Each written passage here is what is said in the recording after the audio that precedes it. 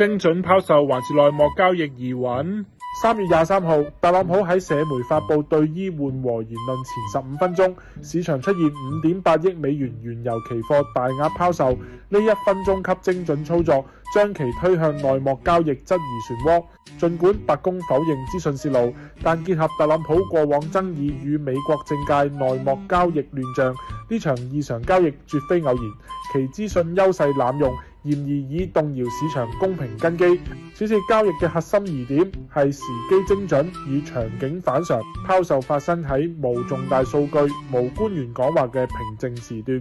6200份原油期貨合約集中拋售，啱好踩在特朗普宣布暫停對伊能源打擊5天前幾分鐘。隨後油價暴跌13%，美股期貨暴漲2.5%。呢種未卜先知嘅操作，唯有提前掌握言論資訊才能實現。特朗普同其核心團隊無疑係最可能嘅資訊源頭。呢並非特朗普首次陷入此類爭議。此前佢曾喺社交媒體喊話買入股票，隨即宣布暫停部分關稅，帶動其旗下公司股價大漲20%，早已引發操縱市場、泄露內幕嘅質疑。此次原油期貨拋售係其政策套利模式嘅複製，且交易規模更大，時機更準，還伴隨標普500指數期貨同步做多，內幕交易嫌疑難以迴避。白宮僅以毫無根據駁斥，卻無法解釋巧合。SEC 未啟動正式調查，凸顯監管乏力。事實上，美國政界內幕交易已成頑疾，